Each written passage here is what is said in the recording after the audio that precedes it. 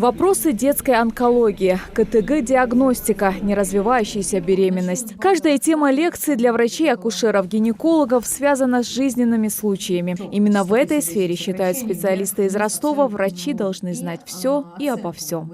Основные моменты лекции были посвящены тому, что необходимо и болезненно, скажем так, воспринимают врачи общей практики, врачи, практикующие, скажем так, ежедневно используют этот метод исследования в работе своей. Да, это те вопросы, которые их всегда беспокоили, и как трактовать показатели кардиотокограммы, что предпринимать в том или ином случае,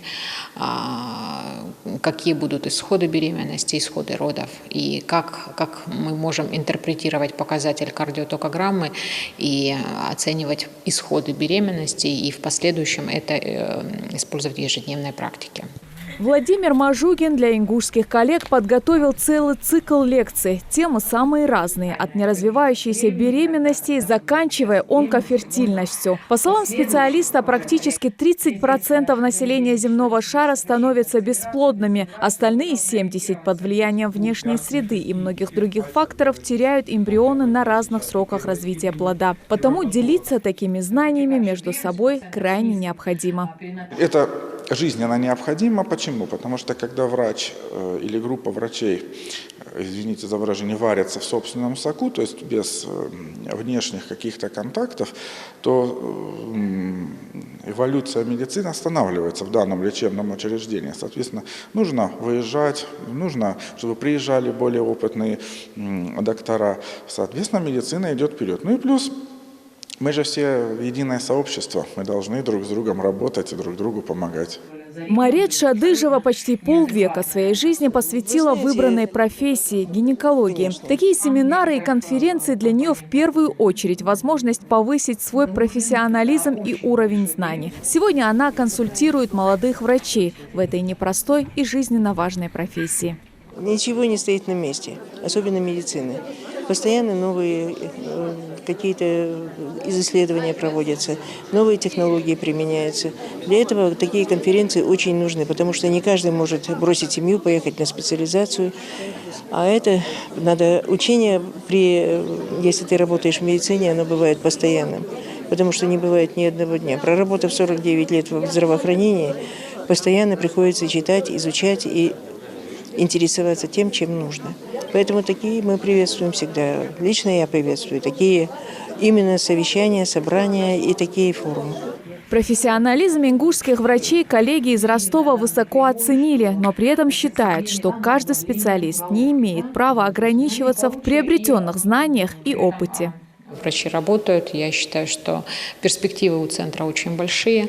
У вас достаточно объем работы выполняемый, и то, насколько развернут ваш перинатальный центр, внушает, да, определенные моменты и доверие к врачам.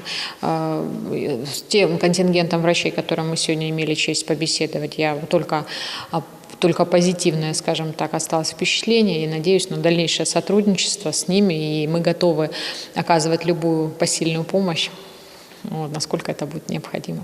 Темы лекций специалисты готовили специально с учетом актуальности вопросов для региональных врачей. Они являются кураторами Ингушского перинатального центра, соответственно, в курсе всех проблем. Также врачи из Ростова решили не ограничиваться одними лекциями. Они озвучили еще ряд интересных предложений.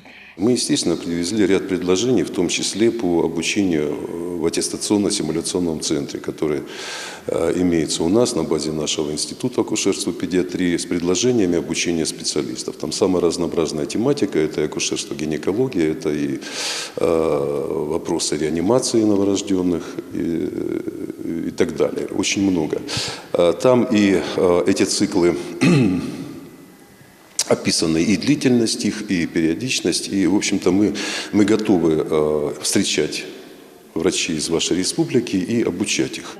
Перинатальный центр – это стратегическое, основополагающее медицинское учреждение, которое играет важнейшую роль в здравоохранении в республике. Потому такие конференции в обучении наших специалистов, по мнению министра здравоохранения, в этом центре стали доброй традицией. Мы сегодня находимся на той стадии переломного какого-то развития, когда мы должны очень активно работать именно здесь, и мы должны поднять нашу службу родовспоможения на должный уровень, какой и должен быть в этом учреждении, 3-й уровень. И он должен соответствовать по всем позициям, по всем параметрам этому 3-му уровню. В Минздраве также уже наметили пути решения вопросов, которые актуальны в этой сфере. Достигнута предварительная договоренность с научно-исследовательским институтом Ростовской области, специалисты которого будут приезжать в регион, работать с нашими врачами и развивать новые направления. Также в планах подписать договор о взаимном сотрудничестве по обучению ингушских специалистов. Светлана Томова, Магомед Белакиев. Новости 24.